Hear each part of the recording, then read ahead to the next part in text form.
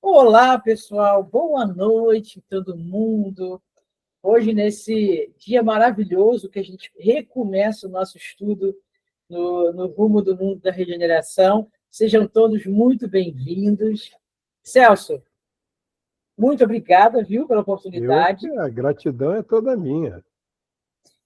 E que bom, gente, eu estou tão feliz hoje, tão feliz, muito, muito, muito. Tenho certeza que é o sentimento de todo mundo aí para a gente recomeçar.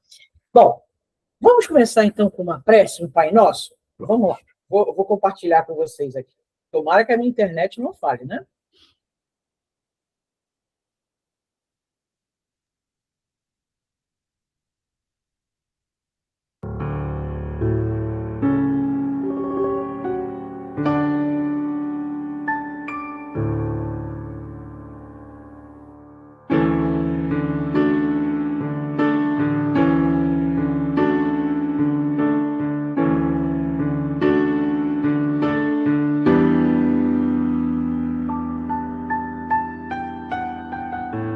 Pai nosso que estais no céu, santificado seja o vosso nome.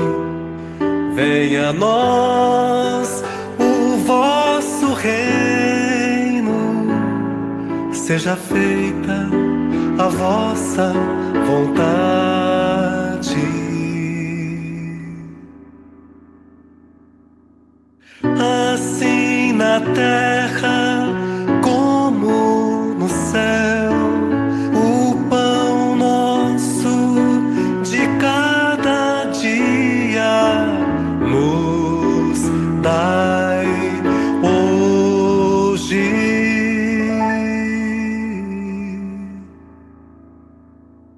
Perdoai as nossas ofensas, como perdoamos quem nos tem ofendido.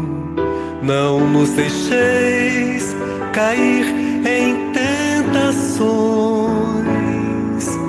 livrai-nos do mal. Que assim seja.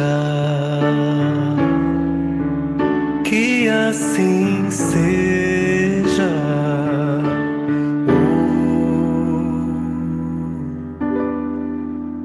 Que assim seja.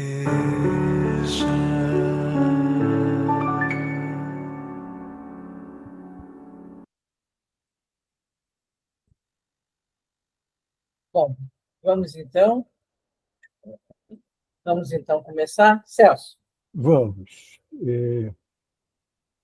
Deixa eu ver aqui que eu vou ver se eu Brenda, consigo bem-vinda. compartilhar direitinho aqui. Boa noite. Boa noite. Só um instantinho que eu tenho que ver a apresentação, que não está no modo como deve estar. Pronto, agora está.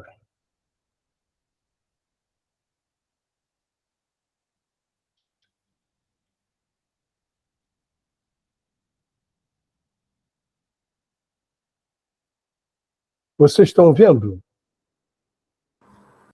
Estamos começando a ver. Está vindo agora. Estou vendo sim. Pronto, agora estamos. Tudo certo aí? Sim.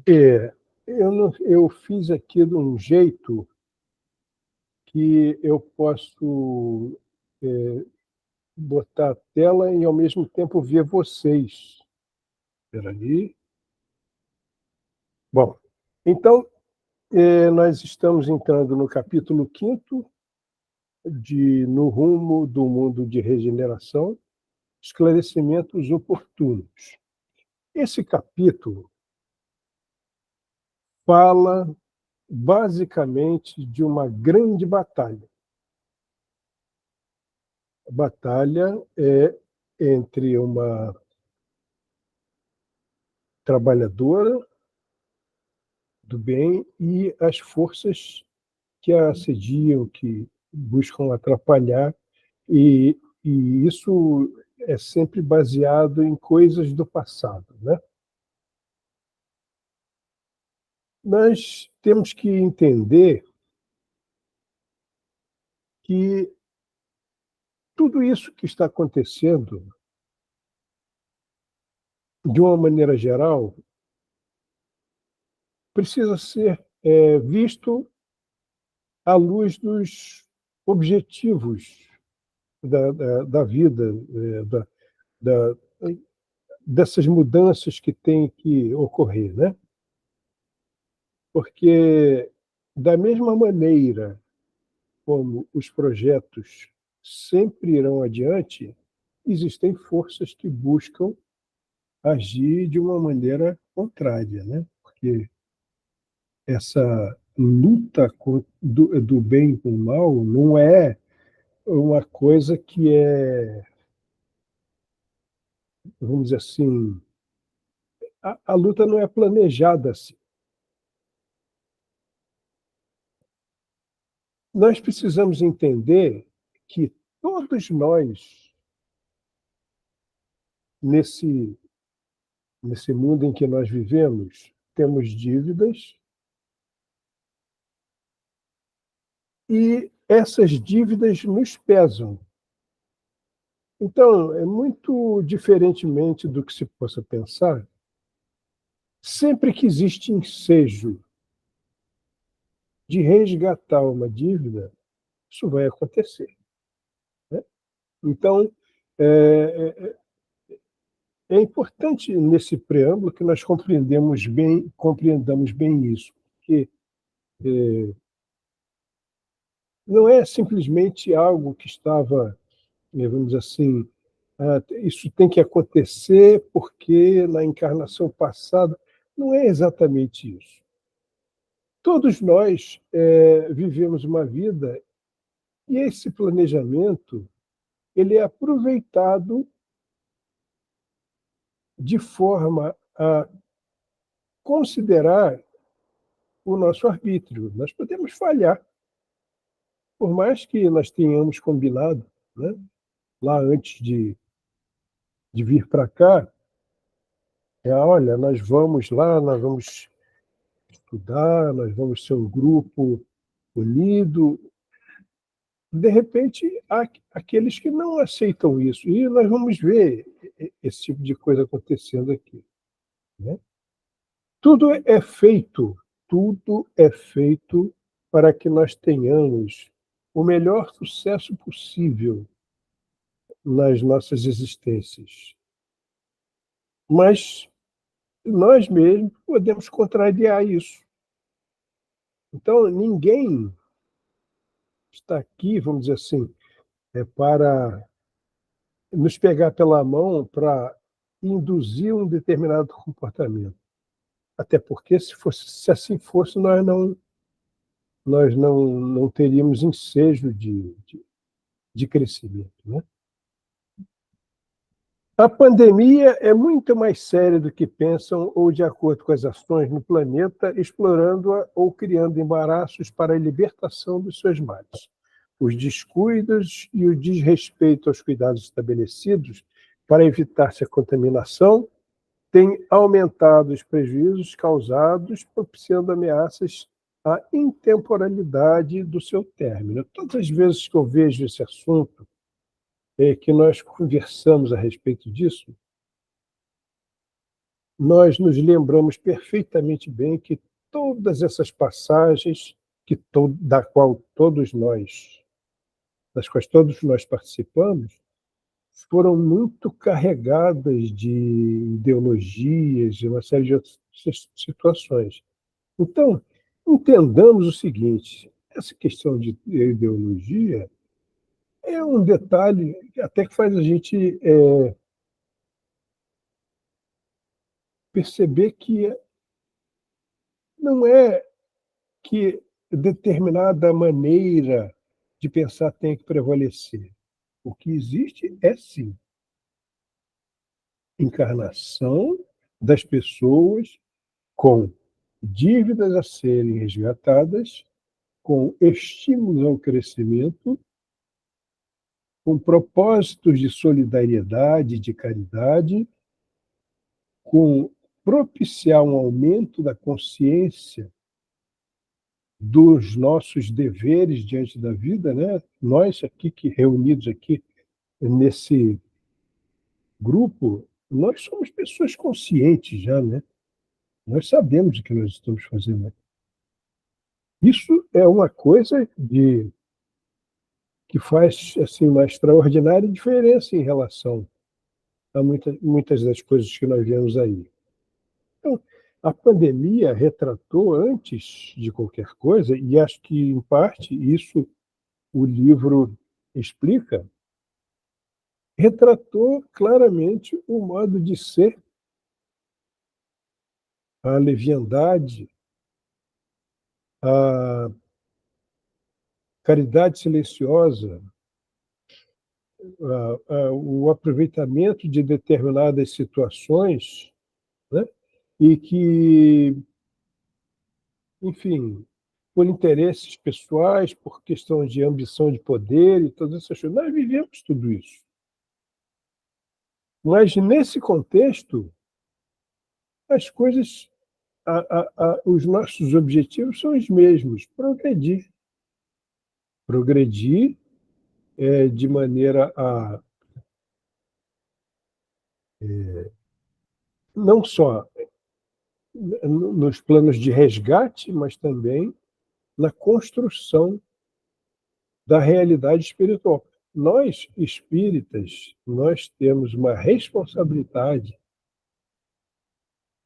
de construir essa consciência. Eu não estou dizendo que sejam exclusivamente nós, claro que não. Mas, quer dizer, quando nós temos consciência do que nós fazemos aqui, nós temos sim que trabalhar para mudar a cultura, né? Introduzir as ideias que precisam ser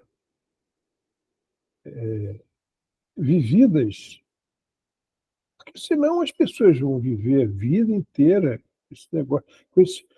Qual é o propósito da vida, né? É aquele propósito de determinados momentos de uma breve existência, no sentido de se locupletar e me, vamos dizer assim, eu ficar bem, porque o que interessa é a minha sorte. É muita gente, nós bem o sabemos, os grandes objetivos são esses, mas nós já temos consciência, nós já sabemos o que estamos fazendo aqui. E está lá no Evangelho que muito será pedido a quem muito se deu, né? Então, nós temos que ter essa consciência. Pessoalmente, já conhecia a comunidade espírita, que ora nos servia de refúgio e encantamento. Então, eles chegam no lugar onde eles vão ficar para fazer o trabalho deles, né? E o capítulo, basicamente, gira em torno dessa irmã Malvina, que é instrumento por meio do qual foi erguida a instituição há mais de 50 anos, uma organização de contínua comunhão espiritual.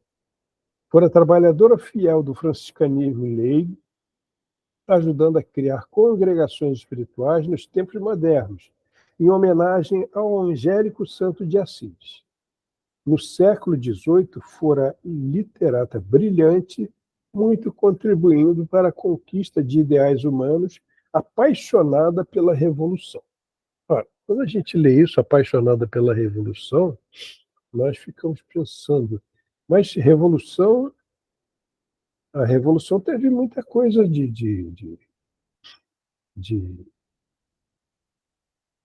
não é, vamos dizer assim, muita coisa de preocupante também, né? Aquela matança, aquelas coisas todas, mas ela era apaixonada pelos ideais de reforma da humanidade. Aliás, muitos de nós estiveram lá naquela época, seja de que lado for, fazendo o que nós estivéssemos fazendo, mas nós vivemos também aquelas mudanças, né? Então, quer dizer, na vida, nós olhamos para o curso da humanidade e nós compreendemos que as reformas são pontuais, fazendo com que todos rumem num determinado sentido.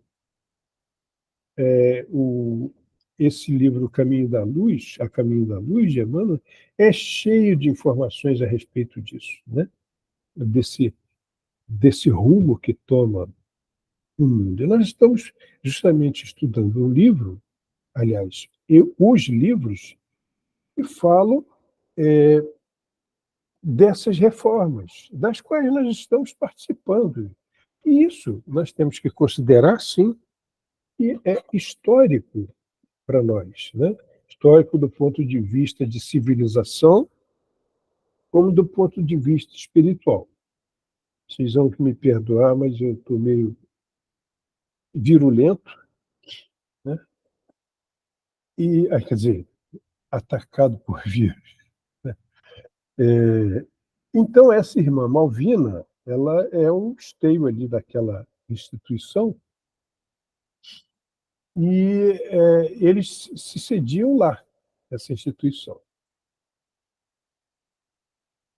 Naquela época da Revolução, viu o esposo traído ser guilhotinado, perseguida por miseráveis agressivos e, não suportando o golpe do destino, atirou-se às águas do Sena. Após longos sofrimentos no mais além, onde não encontrou seu amado, reencarnando com problemas orgânicos e expressiva mediunidade de efeitos físicos. Eram os dias da codificação kardeciana, que não lhe mereceu qualquer consideração, inclusive combatendo a questão da reencarnação. Retornou à erraticidade após 45 anos de idade, teve uma vida breve, né? Vitimada por cruel enfermidade. Então, nós vemos aqui que, ao se atirar nas águas do Sena, ela criou um grave compromisso para si, que que iria sempre perseguindo ela nas encarnações depois disso, de uma maneira ou de outra, né? E ela, aqui que eu gostaria de discutir isso com vocês, ela reencarna nos dias da codificação kardeciana e que não lhe mereceu qualquer consideração, inclusive combatendo a reencarnação. Mas ela tinha uma expressiva mediunidade de efeitos físicos. Então, era uma época em que muitos espíritos reencarnaram para trabalhar na mediunidade. Então, a gente começa aqui com as perguntas. Por que aconteceu isso, né? Por que ela não entendeu que era uma médium de efeitos físicos que poderia perfeitamente ajudar a codificação kardeciana, né? Contribuir para isso? Até porque seria muito interessante que ela fizesse esse trabalho, dadas as dívidas que ela tinha em relação a si mesma, em relação, como nós vamos ver adiante, em relação à vida, compromissos que ela arrumou com outras pessoas. Mas aqui, o que eu gostaria de discutir com vocês é o seguinte: ela reencarnou para ser médium de efeitos físicos, mas não aproveitou isso. Por que será que isso aconteceu?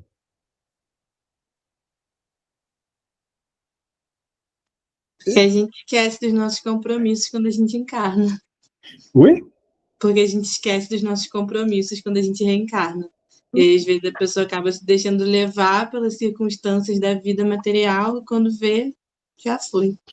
Mas, Bela, isso aí está perfeito. Realmente, nós aqui não temos nenhum despertador, ninguém, não aparece lá o espírito surge diante, olha, e o seu compromisso, como é que é? Não, não é assim, né? A gente sabe que isso é exposto ao nosso discernimento, ao nosso modo de ser. Então, quer dizer, isso depende realmente de escolhas. Mas eu queria chegar a um outro ponto. Cristina, diga. Então, eu acredito que, como ela veio com essa mediunidade, e junto dessa mediunidade vem também a codificação, eu acho que ela não deu atenção porque ela também desconhecia, e a codificação naquele momento era um fato novo, né? Vamos colocar assim, todas as informações que chegavam do plano espiritual, trazendo esclarecimento sobre as questões do espiritismo, eram muito novas. Então, eu acho que ela também desconsiderou por conta disso. Eu vou sugerir aqui uma coisa, queria que vocês saber se vocês concordam com isso. Aqui, eu vou mostrar uma coisa antes aqui. Ó. Ela foi trabalhadora fiel do franciscanismo leigo, então ela era católica à raiz dos cabelos. Né? Ela era da igreja, já era elemento da igreja. Ela viveu aquelas coisas todas. Né? Claro que ela estava junto lá com Francisco de Assis, que é uma dádiva para muitos para todos os que conviveram com ele, mas aqui não está falando de convivência, mas ela vai voltar, vai ser mais anterior na vida dela, determinadas referências que mostram que ela viveu naquela época. Mas ela era muito apegada ao franciscanismo. Então, aqui, quando se ela vem com uma expressiva mediunidade de efeitos físicos, isso sugere que foi, até porque era uma época em que essas coisas estavam pululando, então isso sugere que isso foi combinado com ela.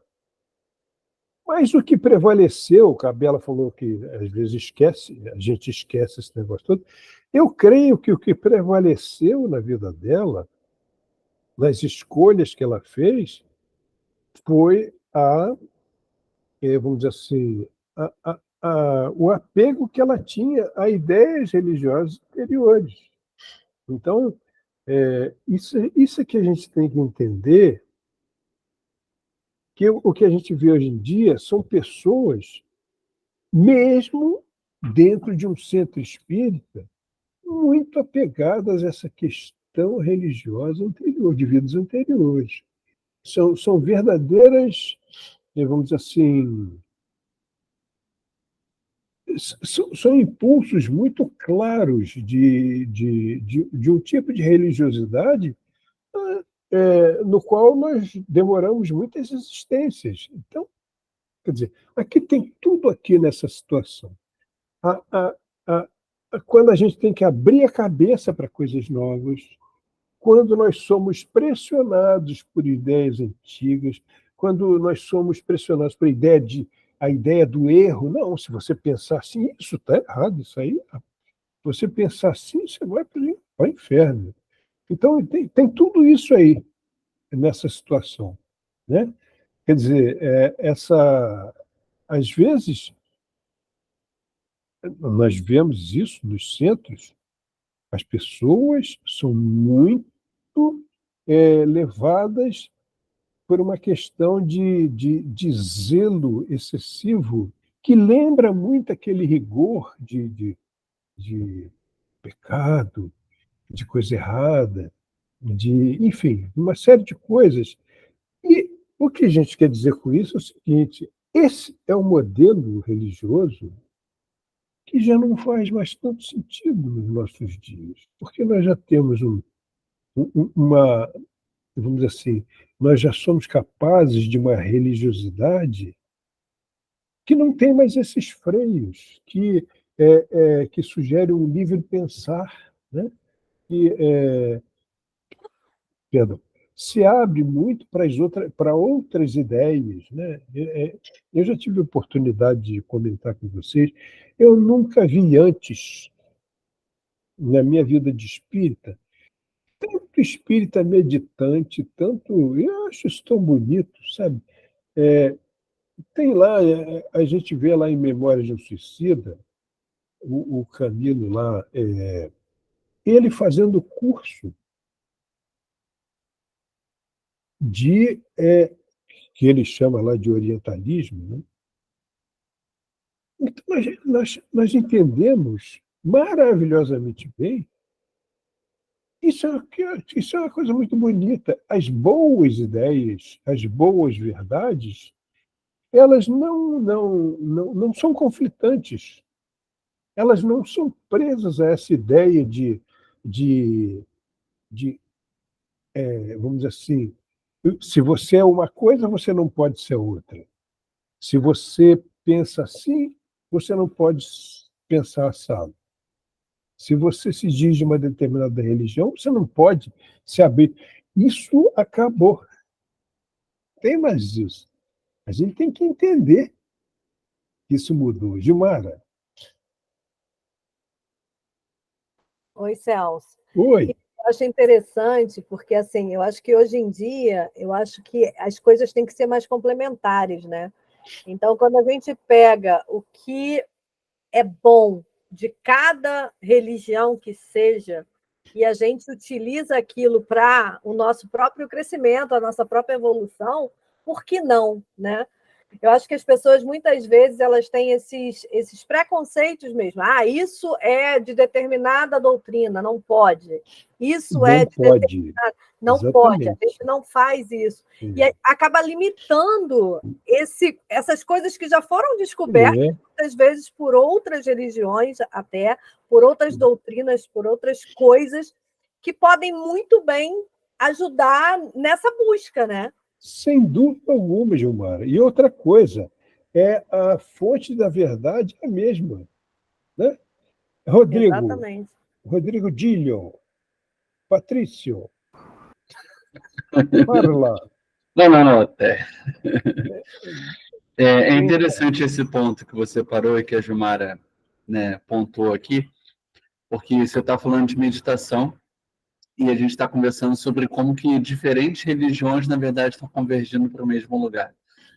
Eu estou tendo a oportunidade de fazer uma formação em meditação na técnica chinesa. E o tempo todo o professor vai fazendo conexões dos meridianos, as conexões ali, tudo da visão da medicina é a mesma coisa. Chinesa. Eu estou vendo tudo no que a gente já aprendeu aqui com os mentores sobre chakra, sobre cada ponto, sobre uma coisa. Está tudo relacionado. É o prana. Igual. O Ti é o prana. Né? Então, quer dizer, essas coisas, até no capítulo passado, teve. Então, entendam, nós somos espíritas, graças a Deus. Nós não estamos ofendendo, nós não estamos misturando nada. Mas nós, justamente por sermos espíritas, nós não temos esses freios para o nosso pensamento que impedem que nós compreendamos outras coisas. Eu vou dizer para vocês uma coisa, eu sou febiano à raiz dos cabelos. Eu sigo ali, sabe, eu acho que a FEB é uma organização fantástica. Já ouvi muita gente falar muito mal, muita gente. Mas existe um propósito ali que vai além das fraquezas humanas, que, vamos dizer assim, é uma história de muito sucesso na orientação do espiritismo na nossa terra. Então, quer dizer, o que aconteceu com essa irmã Malvina é que ela perdeu uma oportunidade muito grande, e depois ela vai se arrepender disso, nós vamos ver aqui. Ela perdeu uma oportunidade muito grande de servir e progredir, porque ela tinha uma série de preconceitos que aqui fala, inclusive combatendo a reencarnação. Ora, Quem, em sã consciência, combate o dogma da reencarnação? E, apesar de ser uma criatura boníssima, apesar de ter militado no franciscanismo leigo, o que fecha a mente da pessoa que ela não visita, ela não vamos dizer assim, ela não analisa determinada argumentação que vai mudar a vida, pode mudar a vida dela. Se a gente parar para pensar, se a gente tirar o dogma, a chave da reencarnação de tudo, a gente não tem como compreender a vida. Não tem como entender. Como é que pode uma criança morrer em ter idade? Como é que pode o mesmo Deus justo e bom permitir que uma pessoa, vamos dizer assim, nasça com defeito e outra pareça um gênio? E sem o dogma da reencarnação, você não tem como solucionar essas coisas, né? Então, o que eu queria chamar bem a atenção é que muitos dos irmãos, das pessoas que estão atualmente reencarnadas, elas perdem oportunidades por causa desses freios preconceituosos na maneira de pensar, né?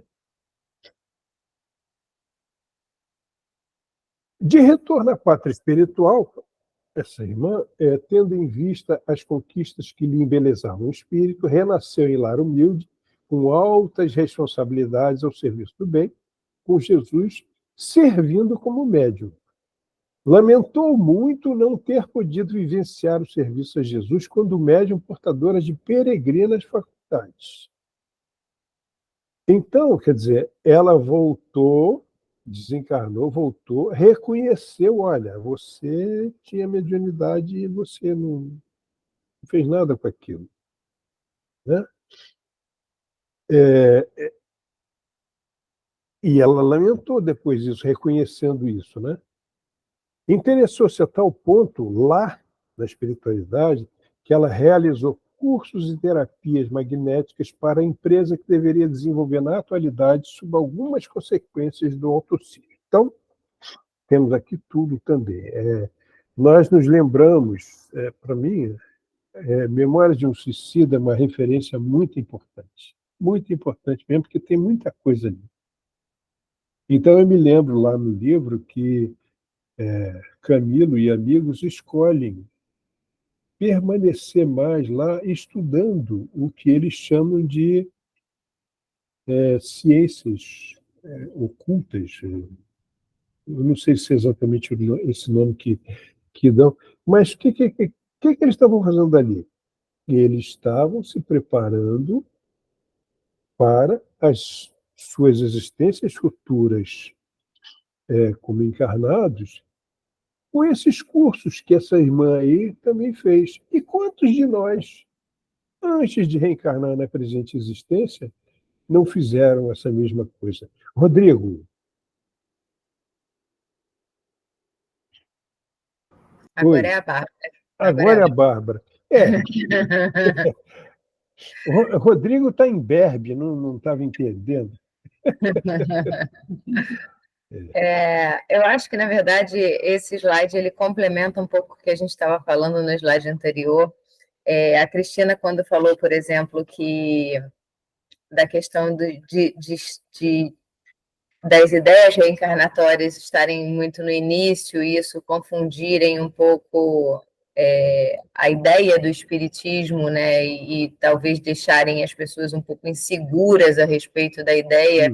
Hoje a gente ainda vê outras ideias ligadas ao espiritismo que também não são 100% consolidadas, como o trabalho com energia, trabalho com cristais, trabalho com a própria meditação, trabalho com alguns recursos que alguns centros acreditam, outros centros não acreditam, e que o próprio livro Memórias do Suicida cita algumas vezes, né, que são os trabalhos com as energias ocultas, né, e, enfim, e que a gente, aos poucos, vai desvendando e que vai entendendo que é uma coisa só, e que, de fato, isso tudo é o espiritismo, né? Não é só a doutrina, não é só o fato de você acreditar na reencarnação que se resume ao espiritismo, e sim você trabalhar de forma holística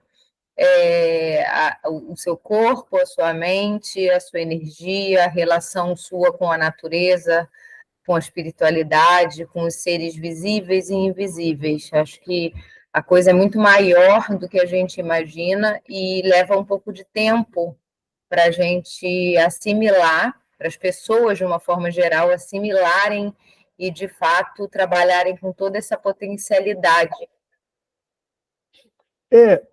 Antes de passar a palavra para a Cristina, lembrar, quer dizer, na fala inicial dela, ela tem muita razão quando diz o seguinte: a humanidade encarnada não estava preparada para essas novidades. Quer dizer, não é que não estivesse preparado, eram coisas novas, sem dúvida alguma. Mas, quer dizer, uma coisa é uma novidade, outra coisa são os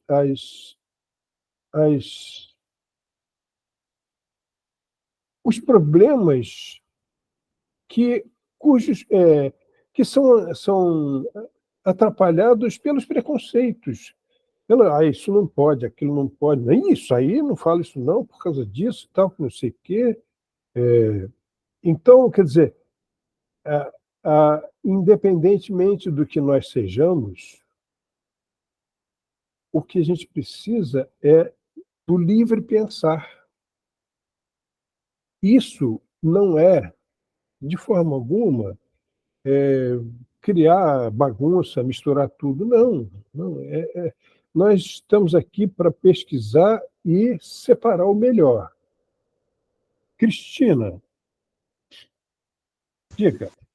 Então, eu acho que, complementando o que a Bárbara está colocando, ainda hoje, né, tantos anos depois da codificação, tantos anos depois que o Pentateuco chegou para nós, ainda hoje nós vemos casas espíritas que fazem muita reserva com relação a algumas práticas que estão sendo adotadas em outras casas, né? Então, casas mais conservadoras, embora assim a gente ache um pouco absurda essa questão do espiritismo ortodoxo, mas isso está ficando cada vez muito evidente, as correntes que são mais conservadoras e se manifestam contra algumas coisas, algumas práticas que acontecem em algumas casas espíritas, porque consideram que não são práticas espíritas.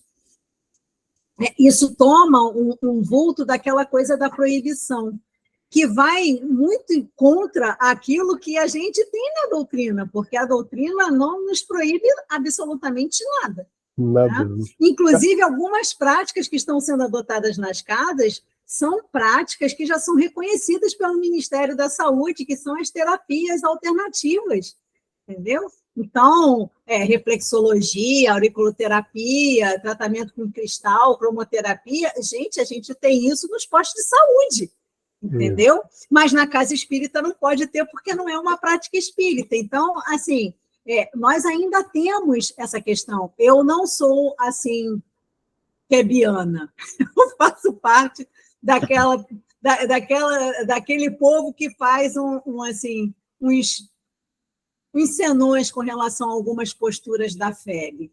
Mas, de qualquer maneira, eu acredito que vai muito mais do espírita do que da federação espírita a questão das proibições, porque eu acho que nós estamos aqui todos para aprender. Nós temos nos livros, né? Nós temos dentro do Livro dos Espíritos, nós temos nos livros de André Luiz, nós temos no A Caminho da Luz, nós temos vários livros da nossa literatura que falam sobre os elementais, que falam sobre as forças da natureza, agindo em favor de nós encarnados, né? energias que são trazidas pelos desencarnados para nos auxiliar nos nossos tratamentos. Então, eu não consigo conceber essa questão de proibições, né, daquilo não pode, isso não é prática espírita, isso é prática espírita. E, afinal, entende? A gente deixa de ajudar uma pessoa porque não é prática espírita, a gente vê uma pessoa saindo da casa espírita porque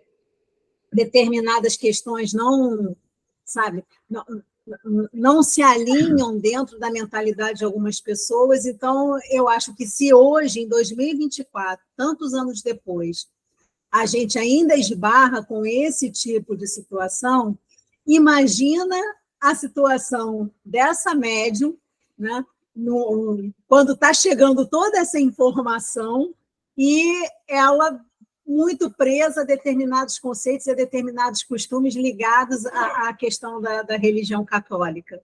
Então, eu acho que isso tudo assim, são pontos para a gente poder fazer algumas análises interessantes. Olha, o Rodrigo e a Simone tiram, depois deles falarem, eu vou fazer uma observação a respeito disso. Rodrigo Dílio e Simone Martins, quem vai falar primeiro? Não, eu só queria... É a Bárbara. É só para dizer que, acima disso tudo, existe só uma coisa, que é o amor. Acho que quando há boa intenção e quando há... eu acho que quem manda nessa história toda é a palavra e o que Jesus Cristo deixou como guia. Independente de ser por um caminho, ser por outro, a gente tem o nosso mestre maior, que é o nosso grande farol, sabe? E o resto é muito humano, é muito mundano e faz parte do ser humano discutir o livro que está certo, o livro que está errado, o caminho que está correto, o caminho que está errado. Eu acho que sempre o que vai estar certo é o farol que ele deixou para a gente. Era isso que eu queria acrescentar. Isso, exatamente. Eu também partilho bastante dessa corrente que mostra que, na realidade, a doutrina espírita é o resgate do cristianismo dos primeiros tempos, atualizado com uma série de informações, justamente porque o próprio Jesus dizia que, naquela época, não podiam entender aquilo. Então, depois ele mandaria um consolador para explicar essas coisas todas. Da mesma maneira como hoje. Então, olha, percebamos que essa questão é uma questão grande de discernimento. Isso tudo existe para, vamos dizer assim, estimular o nosso discernimento, né? Ninguém está aqui para impor ideias. Nós discordamos e concordamos com muitas coisas, mas é isso que é importante, é a discussão saudável, é a troca de ponto de vista, de você ouvir o que o outro tem para falar e dizer assim, eu não tinha pensado nisso, realmente você tem razão. Ou você dizer, eu discordo disso por causa disso, disso e disso. Mas, realmente, Bárbara, o que manda realmente é o amor. Simone, diga. Eu só queria dizer assim, eu acho Desculpe, que eu demorei a dar para que você. isso? É rapidinho. Eu acho que as mudanças, elas ocorrem, né? Toda mudança que é muito rápida, pelo menos a gente ouve muito isso, né? Ela acaba não sendo mudança. Então, vamos pensar, a FEB, aos poucos, está se adaptando a algumas coisas, está abrindo para algumas coisas. Não tem como uma instituição que tem uma base, uma raiz tão focada na parte mais antiga, mudar de uma hora para outra. Por exemplo, eu fiquei muito feliz, né? Eu li um livro chamado Espiritismo e Meditação, do Alberto Almeida. Ele é um trabalhador. Nós gostamos muito dele aqui. Ele é um trabalhador da AME, não sei se é do Pará. A AME está no Brasil todo. Mas acho que ele é de lá do norte. É do norte, né? É trabalhador. E eu recebi, por exemplo, eu assino a FEB, recebo as coisas, eu recebi a FEB indicando um livro de meditação, que há um tempo atrás isso não aconteceria. Então, eu acho que é isso que é importante, é a gente, assim, saber que as coisas vão modificando, e aos poucos, se a modificação ela é devagar, tudo bem, mas ela é consistente, ela acontece, e as coisas vão mudando. Então, de repente, a gente quer que uma instituição que tenha uma instituição que faz um trabalho lindo. Vamos e venhamos, por exemplo, o próprio, a parte do valorização da vida. Isso é uma coisa que antigamente você não via na FEB. Você não via, era meio que tem que ficar escondido o fato de você falar de suicídio e de valorização da vida. Hoje, a gente estuda, né, um projeto lindíssimo, que é Prefiro Viver, que é focado nisso. Eu acho que tudo é a gente ter paciência, porque assim, as coisas vão se modificando a partir do momento que a gente se modifica. Se a gente não se modificar, a gente não pode querer que o outro se modifique assim, ou que uma instituição. Então, eu acho que assim, a gente tem que ver o lado positivo e pedir a Deus que ajude, sim. Que as coisas que estão certas, elas aconteçam. Só me demorando mais um segundinho, hoje, por exemplo, Fica à vontade. a Gilmara me mandou um post do Frei Luiz, achei uma coisa linda. Eles estão oferecendo um trabalho de yoga e meditação, com uma sala específica para isso. A Gilmara falou, poxa, um dia vamos fazer isso no GRESB, vamos. É isso, os centros vão se modificando, eles vão adotando outras coisas. E aí a gente vai progredindo, né? Vai evoluindo. Desculpa, falei demais. Não, o que é isso? Nunca é demais, Silvio. Não significa. Eu acho, inclusive, o seguinte, que essa discussão sobre a FEB é muito interessante. Eu acho que os espíritas eles têm que discutir. Não é para contrapor, não é para. Não, é discutir. Olha, discussão é uma coisa muito importante. Nós aprendemos a discutir, é uma coisa primordial nas nossas vidas.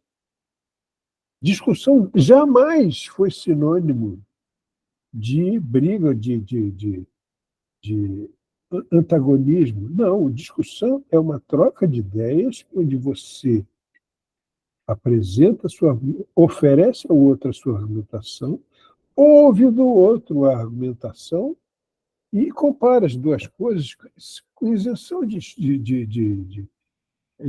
emoções que não interessam para nada, e você adota as melhores ideias, né? Então, eu acho assim que a FEB faz um trabalho muito importante como bastião porque se não fossem eles, as coisas não teriam determinado rumo. Isso é necessário, mas eu particularmente, eu acho que, por exemplo,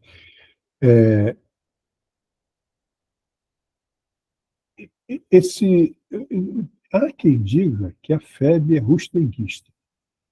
É importante a gente falar a respeito dessas coisas. É importante.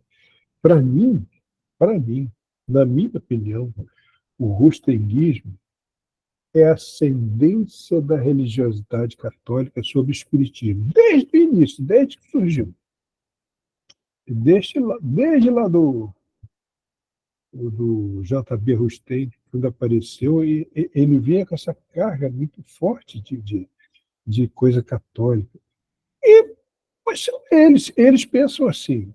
Então, às vezes, quando a gente discute uma coisa acaloradamente, com posições pré-concebidas, a gente perde a oportunidade de aprender uma série de coisas. Então, a gente tem que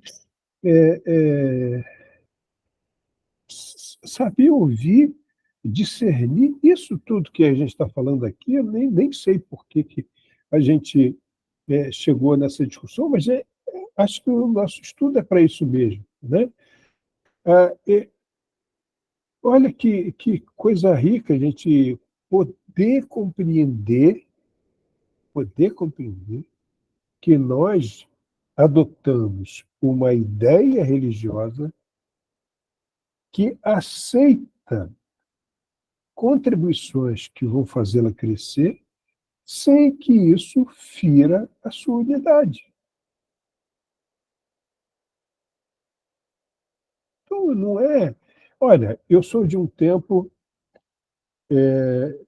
que falar de Edgar Armand no centro era proibido. Aquele de almas afins e de exilado de capela. Era proibido. E as mesmas pessoas que disseram isso aí não é espiritismo, esse negócio todo, essas mesmas pessoas não perceberam que não leram A Caminho da Luz, de 1938, que fala da mesma coisa. E se dizia o espírito. Então, nós temos que pesquisar, nós temos que ter essa sensatez na busca daquilo que é mais certo. A gente não precisa misturar nada. Misturar nada, nada, não. Vamos chegar à pureza das ideias e vamos somar essas coisas, porque é como nós nos capacitamos mais e melhor para o trabalho. Eu também estou falando muito. Alguém mais que ia falando? Aqui, e voltando ao slide, interessou-se a tal ponto que realizou cursos de terapias magnéticas para a empresa que deveria desenvolver naturalidade sobre algumas consequências do autocismo, porque ela havia mergulhado nas águas do Sena, isso teve consequências, evidentemente. Por haver pertencido à Ordem das Clarissas, no século XII, foi escolhida para trabalhar numa nova Úmbria, onde trabalharia cuidando dos desamparados. Eu acho que eu fiz besteira aqui na minha apresentação. Eu fiz besteira. O que aconteceu aqui? Olha, peço que vocês me perdoem, eu vou interromper o compartilhamento e vou refazer o negócio, tá? Tudo bem, sem problemas.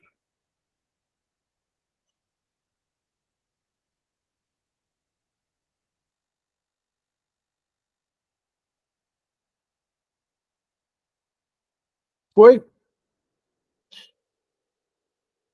Tá vendo? Estamos. Mas só que. Ah, não. Tá certinho. Tá? Por haver pertencido à Ordem das Clarissas, no século XII, foi escolhido para trabalhar na Nova Úmbria, onde trabalharia cuidando dos desamparados. Deveria reencontrar inimigos políticos poderosos do passado que a crucificariam por meio de difamações perversas, mas auxiliada pelo poverello da Úmbria, Francisco, né, tornou-se exemplo de fé e abnegação, perseguida por espíritos, faltou um S aqui, odientos, que buscavam atrapalhar-lhe os projetos no bem. Passava horas de grande sofrimento, mas resignada e otimista, mantinha-se fiel ao trabalho. Então, nós estamos falando de uma pessoa que, em determinada encarnação, ela se suicidou. Antes disso, ela teve encarnações em que ela lidava com o franciscanismo, né? E ela foi muito caridosa, mas, ao mesmo tempo, ela era uma pessoa que era comprometida com questões políticas e arrumou inimizades e uma série de outras coisas. Então, nós estamos falando de uma criatura, de um exemplo de pessoa que, mesmo que tenha feito muitas coisas erradas, também fez muitas coisas certas, né? E vinha para essa existência, já como médium, aceitando e trabalhando nisso, e desde o mês de abril de 2004, entidades desencarnadas declararam guerra ao seu nome. Que entidades são essas? São antigos inimigos. E porque ela era uma criatura que trabalhava muito pelo bem. Nós vamos ver que o comprometimento de saúde dela diz respeito aos erros que ela cometeu. Mas, mesmo que essas entidades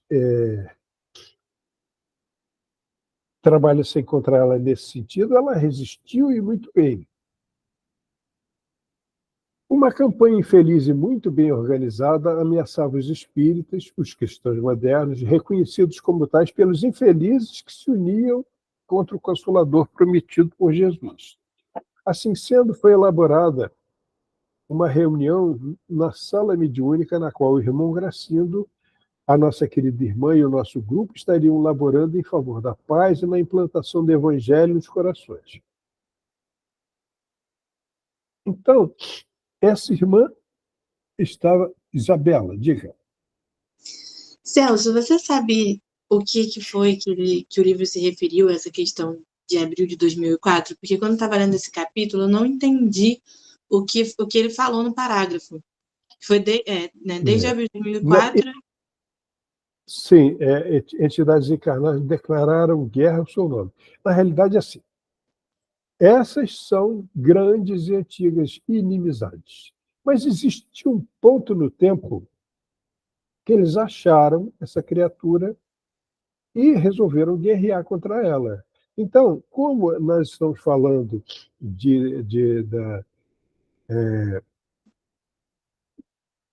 esse livro trata da época da pandemia, né? Antes disso, vocês viram que lá no início o Manuel Filomeno de Miranda fala que ele já conhecia essa instituição. Então, eles sabiam que, desde essa época, essa trabalhadora estava sendo agredida por antigos inimigos, que a gente vai ver ao longo do capítulo, que ela tinha essas inimizades. Então, isso aqui, abril de 2004, é um marco no tempo, que eles resolveram declarar guerra a ela. Simplesmente isso. Entendi. Obrigada. Não, entendeu mesmo? Não, porque assim... aqui pelo menos aqui no Kindle, né? Tô olhando para baixo que eu tô olhando pro meu Kindle. Ele diz assim, declararam guerra ao seu nome, com um S maiúsculo, como se fosse guerra a Cristo, sabe? Aí ele bota uma campanha infeliz, muito bem organizada, foi deflagrada para tirar Jesus, ameaçando tirar Jesus do calendário humano. Eu me lembro que... Olha, o erro foi meu que botei o S minúsculo aqui, né? Você tem razão. Agora, na realidade, essa trama... Deixa eu ver aqui. Eu tentei procurar o que estava acontecendo em 2004 para ver que guerra era essa a Cristo a que o livro se refere, sabe? Que fala de governo materialista. Esse é um marco no tempo. A guerra é contra a ideia espírita. Eles falam aqui, ó. Deixa eu ver aqui. Não, ele fala num ponto aqui, deveria reencontrar inimigos poderosos do passado, mas ele fala num momento aqui o seguinte, que... A gente Sim. não está te ouvindo não, Alexandre. Hã? O Alexandre perguntou no chat se a gente está ouvindo ele. Eu, pelo menos, não estou ouvindo, não. Você não está me ouvindo? Não, é o Alexandre, que ele perguntou se a gente está ouvindo ele. Ah, tá.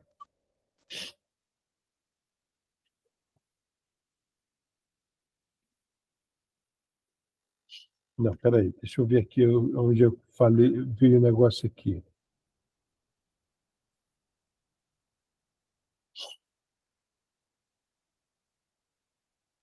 Porque ele fala num trecho aqui que, na realidade, isso aí, lá em Perturbações Espirituais, a gente já tinha visto isso. Essas entidades perversas, elas reconhecem nos espíritas os verdadeiros cristãos. Os cristãos, o mesmo espírito, com letra minúscula, daquela época, que eles que promoviam aquelas guerras e todas essas coisas. Então, aqui, não é que tenha... Isso foi um marco no tempo. Quer dizer, desde aqui, a guerra é realmente o nome de aqui é Jesus mesmo, você tem razão. Entendeu, Isabel? Mas, quer dizer, o mês de abril de 2004 foi um marco. Eles viram que eles se organizaram, né, e para atacar os espíritas e chegaram num ponto isso chegou nesse momento aí, abril de 2004, vamos fazer isso agora. Simplesmente um marco no tempo. Alexandre Bulhões. Oi, estão me ouvindo agora? Perfeitamente bem. Agora sim. Tá, beleza. Não, é só para fazer, até desculpe aí o atraso, mas para fazer uma observação, assim, nos slides à frente, né, o próprio texto já vai esclarecer essa pergunta da Bel, e só fazer um comentário que, como essa é uma situação recente, ficou muito fácil eles identificarem algumas datas.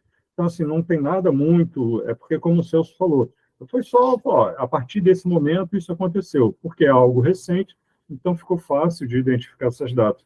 Agora, a guerra toda é contra o Cristo. Quanto a isso, não tem a menor dúvida, né?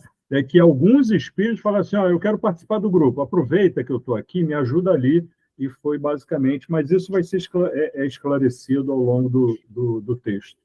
É só para fazer esse comentário. Ótimo. Obrigada, Celso e Alexandre. Eu que agradeço vocês aí, que vocês mostraram aqui que eu escrevi errado aqui, porque seu com letra minúscula não é.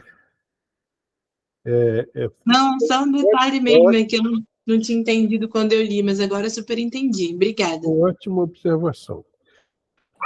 Uma campanha infeliz muito bem organizada ameaçava os espíritos, os cristãos modernos, aqui reconhecidos como tais pelos infelizes que se uniam contra o Consolador prometido por Jesus. Assim sendo, foi elaborada uma reunião na sala mediúnica, na qual o irmão Gracindo, a nossa querida irmã Malvina e o nosso grupo estariam laborando em favor da paz e da implantação do Evangelho nos corações.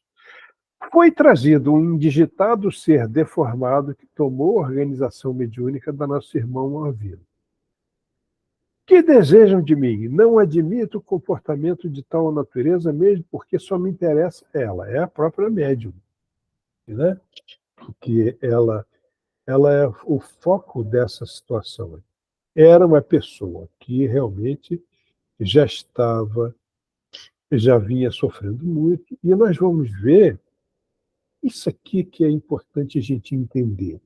Nós estamos falando de uma médium, de alguém que vem do passado, que houve época que negou a questão do espiritismo, da reencarnação, não quis exercer tarefas mediúnicas, depois se arrependeu, se preparou na espiritualidade para vir trabalhar, mas se preparou de tal forma que o trabalho dela não era só trabalhar pela doutrina. A situação dela era também, vamos dizer assim, sofrer com as coisas que ela devia à vida, né? Que ela tinha se suicidado, tinha cometido erros no passado, então ela vem sofrendo muito, vem passando por... Nós vamos ver aí adiante que ela sofre bastante mesmo. Mas é isso que é importante entender. Nós estamos falando de uma pessoa que se pode dizer uma pessoa que tem o seu lado sombra, mas tem o seu lado de grande esforço, como todos nós. É isso? Então, o grande trabalho que nós devemos fazer é justamente de mostrar para as pessoas que todos nós erramos no passado. Todos nós. Né? Nós pertencemos a uma turminha braba mesmo. Essa parcela da humanidade aqui nesse planeta é profundamente orgulhosa isso nos trouxe uma série de problemas. Mas nós temos também grandes possibilidades de virar o jogo, de nos empenhar para trabalhar e todas essas coisas, exatamente como essa irmã aqui fez. Ela vai passar perrengues, vai passar coisas muito ruins, mas ela tem ali o foco naquilo que ela precisa fazer de bem. Então, o espírito lá se manifesta falando assim, e ele prossegue. Não a queremos morta, mas vive infeliz, esmagada pelas deformidades do corpo e por nós atazanada na mente e na emoção. Ela tem um problema que é um reumatismo infeccioso, né? Eu não sei se eu coloquei aqui. E ela é muito atacada. Mas nós vamos ver que Manuel Filomeno de Miranda ele consegue mostrar aqui uma situação que nós encontramos nos atendimentos muitas pessoas assim, mas nós nem desconfiamos, que muitas vezes nós achamos que aquela pessoa ali é do psiquismo da pessoa, aquele negócio todo, é uma coisa emocional, mas isso pode ser uma grave situação obsessiva. A gente vai ver isso. O mentor, sério, redarguiu com voz serena. Temos acompanhado a sua técnica vingativa e aguardávamos a oportunidade de demonstrar-lhe que a sua e a dos amigos é somente a força da brutalidade. Enquanto a vergás estão intoxicando com fluidos venenosos, a vítima se eleva a Deus e nos ensina resignação e coragem na luta. Agora, olha só, o visitante estrugiu, zombeteira gargalhada e insistiu. Não poucas vezes os guias espirituais lhe pedem licença para que se lhe vinculem, liberando outros líderes e servidores da linha de frente, porque ela é excelente. Isso aqui é o seguinte.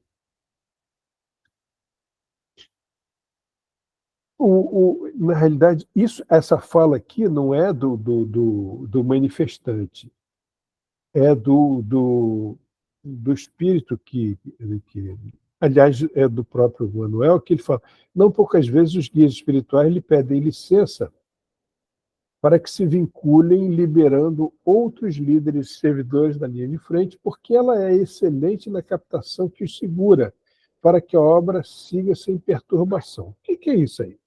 Isso aí é o seguinte, eles acham que eles estão ali infernizando a vida dela, mas ela mesma pediu para que fosse assim.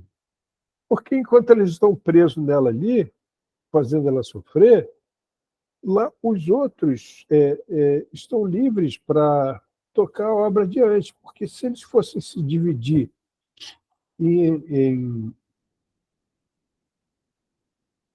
prejudicar todo mundo, a obra não andaria. Então, isso é um sacrifício da parte dela.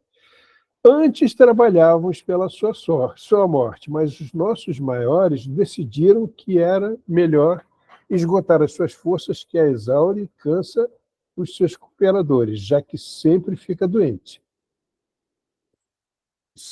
Vocês entenderam isso aqui? Ficou meio truncado, mas deu para entender? Fazer um comentário, senhor? Pô, claro. Assim, na hora que eu estava lendo essa parte, lembrei o seguinte: no passado, nós pensávamos muito que o resgate, né, e por isso até se usava muito, vou pagar a dívida. Né, você paga a dívida de acordo com a dívida. Né? Só que nós, normalmente, não utilizamos essa expressão. Bom, particularmente não gostamos, apesar até de ser ainda muito utilizada, mas por quê? Porque, na verdade, é um resgate. E o resgate você faz da melhor forma que se encaixa naquela situação. Então, diferente de, eu, no passado, provoquei um certo tipo de constrangimento, vou ter que passar pelo mesmo. Não.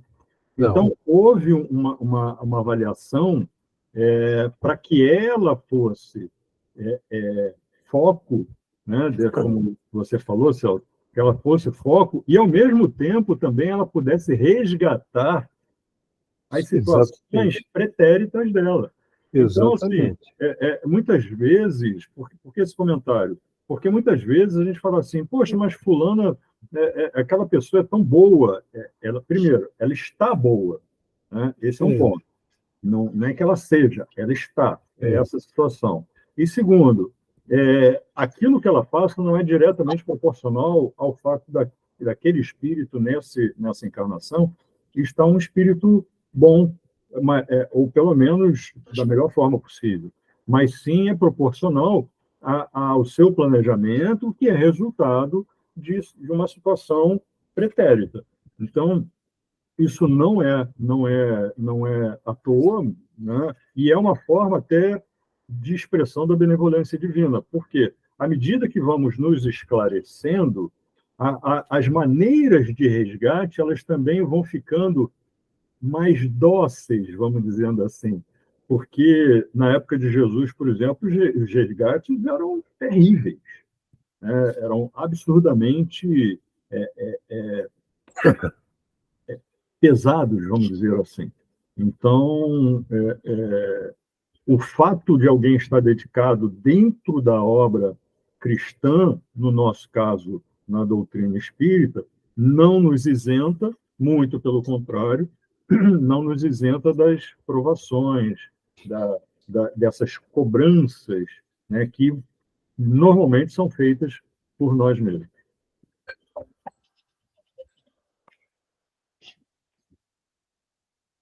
Olha, isso mesmo. Isso aqui é o seguinte, ó. Essa frase aqui, ó. Antes trabalhávamos pela sua morte, mas os nossos maiores decidiram que era melhor esgotar sua fé. Essa frase, vocês me perdoem, mas ela está antes desse outro parágrafo aqui, ó. Isso aqui, o visitante fala isso aqui. Antes trabalhava pela sua morte, né? Mas isso aqui, não poucas vezes os guias espirituais lhe pedem licença para que se vinculem, liberando outros líderes, servidores da linha de frente, porque ela é excelente na captação que os segura para que a obra siga sem perturbação. Enquanto eles achavam que eles estavam infernizando a vida dela ali, ela voluntariamente estava aceitando esse assédio para liberar os outros trabalhadores, né? Porque, como a Alexandra acabou de falar, ela tinha lá a necessidade de resgate, né? Então, aproveitava essa situação para viver esse resgate, essa situação de resgate. Só que o importante aqui a gente entender é que é uma pessoa que tem os dois lados. Ao mesmo tempo que ela reconhece que tem que passar por todas essas coisas, ali pelas situações que fizeram com que ela se complicasse, ao mesmo tempo que isso acontecia, ela estava fazendo esforços e estava, como ele mesmo falou aqui, ela estava crescendo e ela estava sendo admirada pelos nobres espíritos pelo sacrifício que estava fazendo. O visitante prossegue. Fala-se muito em mediunidade e obsessão, mas sabe-se pouquíssimo sobre os seus mecanismos. Isso aqui. Vem um obsessor e fala isso para nós. O que a gente acha desse comentário dele? Lá o espírito fala o seguinte, o dirigente fala o seguinte para ele lá. O mentor concordou, você tem razão. Esses campos são muito complexos, mesmo para nós desencarnados. E mais complexos ainda para quem se movimenta num corpo físico. Então, nós ainda temos muita coisa para aprender. muita coisa para aprender, né? Mas sabemos também que essa comunhão depende de sintonia e a nossa própria irmã que pede para servir de vítima para liberar os outros trabalhadores, que é aquela situação. Mas eu queria me prender um pouco mais, se vocês me permitem, a essa questão aqui. Os próprios obsessores, quer dizer, esses espíritos, eles falam que a gente entende pouco a respeito disso. A gente fala muito, esse negócio todo, mas a gente entende pouco a respeito disso. E o mentor deu razão a ele, né? Então, eu acho muito interessante aquela fala lá da Bárbara do início. O que importa é o amor. Quando você é bem intencionado, você angaria simpatias que te ajudam, que te protegem, que te orientam. Então, não é que seja imprescindível que você tenha um grande conhecimento técnico desses processos para ser caridoso. Não é imprescindível. Quanto mais nós aprendemos, melhor, sem dúvida alguma. E nós sabemos que existem situações muito complexas. A gente vai ver aqui de hipnotismo, de telepatia, o Manuel fala, pelo menos usa muito essa expressão telementalizado, né? Os telementalizados são aqueles grandes operadores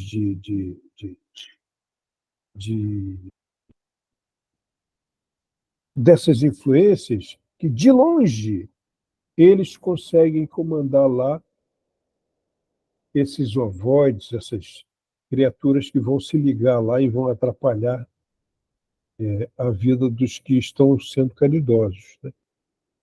Então, sem dúvida alguma que nós temos que aprender muito.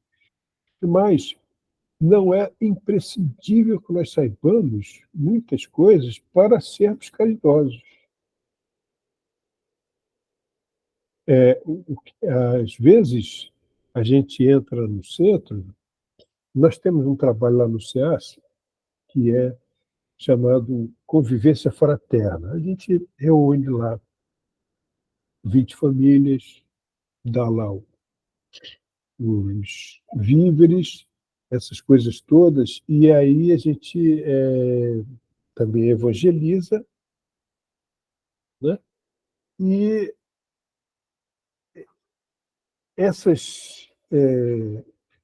nós vemos que ali, naquela comunhão, existem pessoas que são tão puras de sentimento e sabem tão pouco. Elas agem de uma maneira tão caridosa, que você fica olhando assim, fica pensando, puxa vida, que bondade dessa pessoa. E quem não sabe é você, né?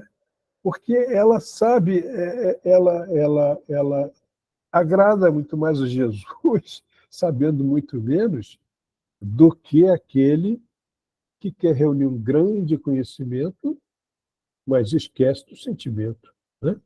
Então, realmente, essas situações são muito complexas, e, tanto quanto possível, vamos estudar todas essas coisas, né? Mas, no trabalho que a gente tem que fazer e tem que atender esses espíritos, nós precisamos entender o máximo possível. Mas isso não é...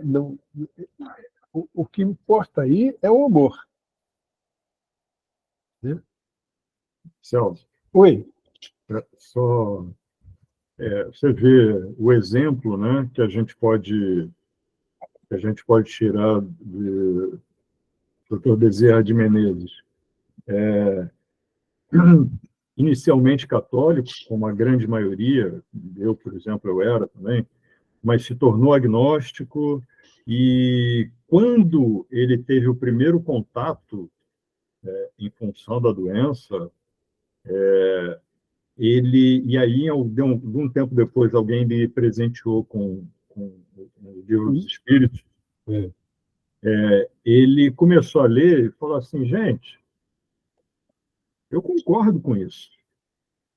E ele se viu ali, Então, só pegando, né, assim, o embalo do que você estava falando, ele já vinha num processo, ele já vinha num trabalho, né?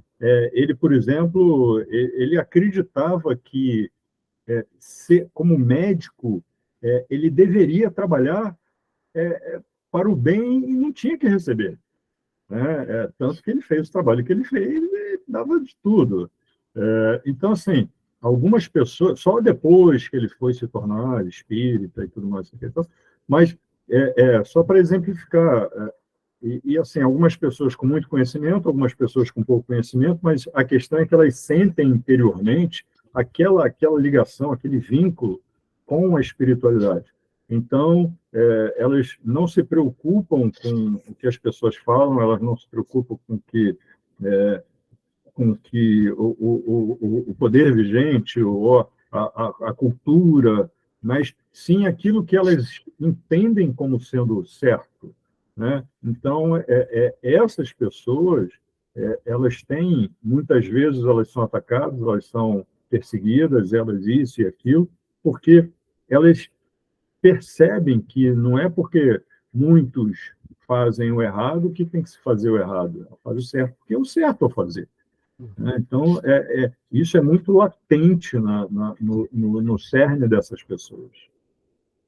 E isso você me lembrou, Alexandre, falando do querido doutor Bezerra, que para nós brasileiros é um espírito caríssimo, né? Porque ele ama o Brasil e faz muito, muito, mas muito, muito pelo Brasil. Lembra o seguinte: conta-se na história dele que ele trabalhava, vocês vão ver que tem a ver com isso aqui, trabalhava, mas estava endividado e estava precisando de dinheiro, muito dinheiro, quer dizer, estava precisando muito de dinheiro, né? E ele não tinha como. E ele resolveu dar aula de matemática. Você conhece essa história, né? Aí o aluno foi lá na casa dele e contratar as aulas e perguntou para ele quanto é que era. Ele não sabia cobrar. Ele não sabia, não tinha a menor noção de que quanto. Aí cobrou baratinho. Aí o aluno chegou, mas só, peraí, eu vou te pagar 5 meses adiantado. Botou aquele dinheiro na mão dele e sabe-se, né, a história conta que esse rapaz nunca mais apareceu. Ele está procurando até hoje esse garoto. Mas o que eu queria falar era o seguinte: Bezerra de Menezes, que era esse espírito que não tinha noção de que quanto custavam as coisas, que cobrava baratinho a aula que ele ia dar, ele foi Zaqueu, chefe dos publicanos, que adorava dinheiro. Então, olha só como é que o espírito, ao longo do tempo, ele vai se reformando a ponto de aquelas ideias antigas, aquele modo de ser antigo, que mudou radicalmente.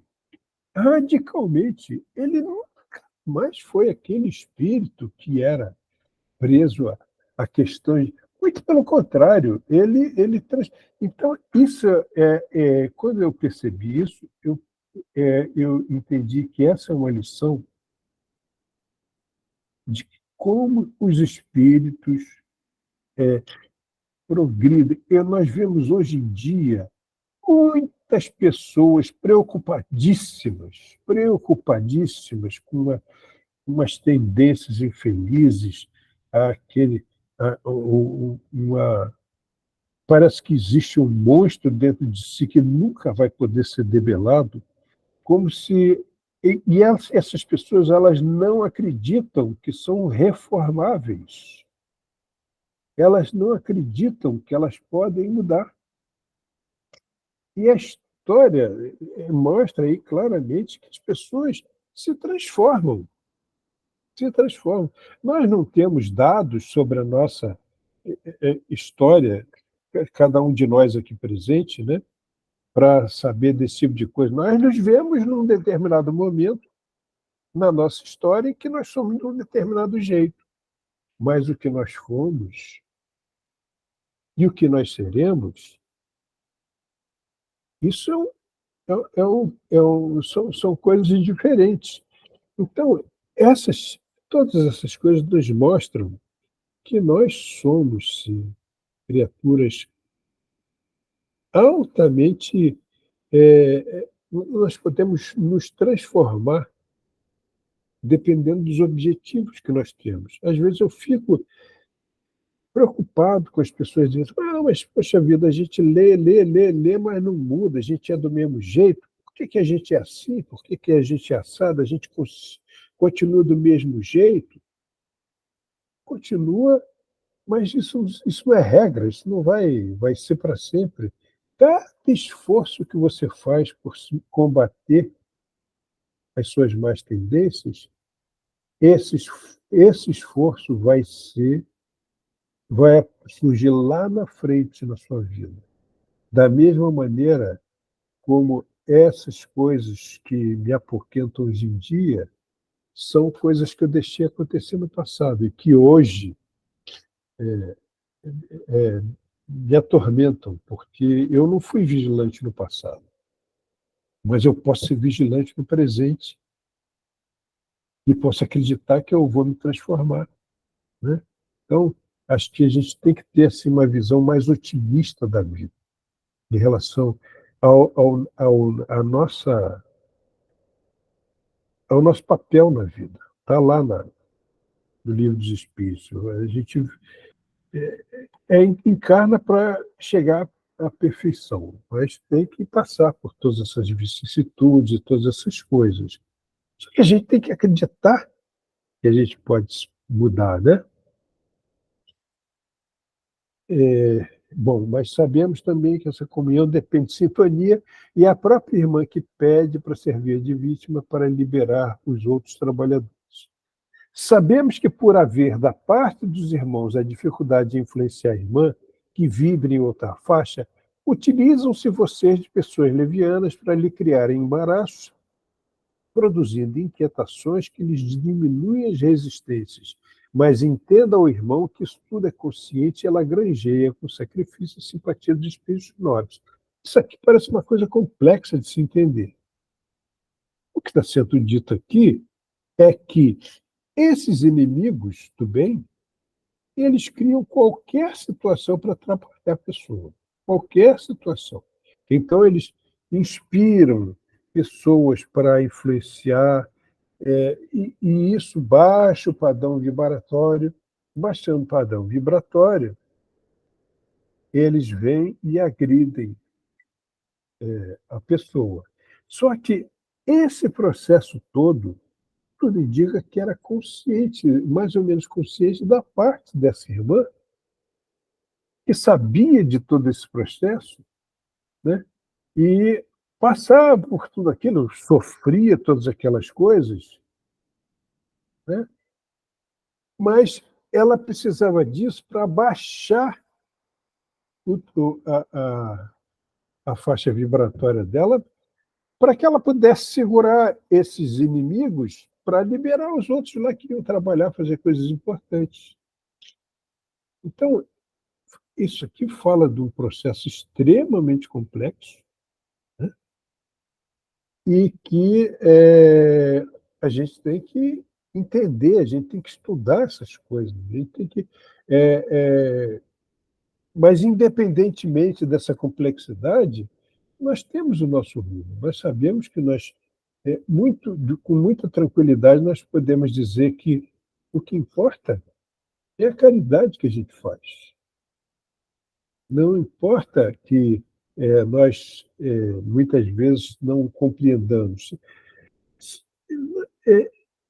Eu acho que essas coisas todas são assim, uma referência importante de otimismo para nós. E o sofrimento não é o fim do mundo, e que nós temos, sim, possibilidade de nos transformar para melhor. E essa é a história das nossas vidas, né?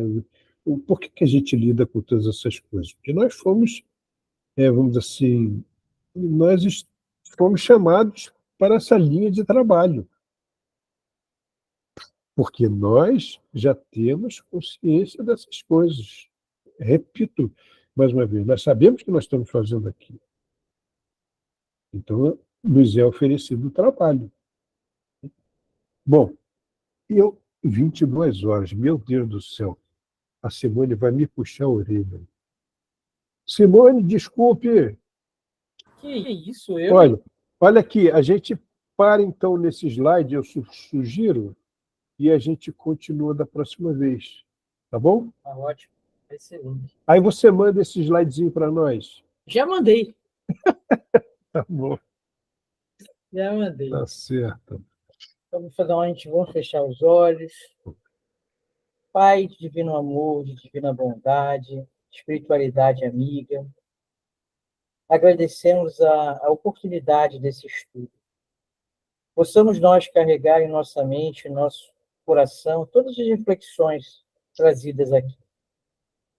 Possamos nos despir de preconceitos, possamos trabalhar a nossa transmutação a cada dia. E, Pai, se a gente cair, se em algum momento a gente ainda usar de coisas difíceis, coisas ruins, maledicência, julgamento, Pai, nos ajude, nos perdoe, nos ajude a levantar e a seguir em frente. Porque cada dia amanhece uma oportunidade de um recomeço. E nós somos eternamente gratos por termos essa chance. Nos acompanhe, nosso Senhor Jesus Cristo, espiritualidade amiga. Da nossa parte, damos por encerrado hoje o trabalho aqui, desse estudo, já ansiosos pelo mês de março. Graças a Deus. Graças a Deus. Deixa eu desligar aqui. Até março, gente. Um beijo. Celso, Alexandre, obrigada, gente. Obrigado por você. Tchau, gente. Tchau, tchau. Tchau, tchau. Beijo. Beijo. Boa noite. Boa noite.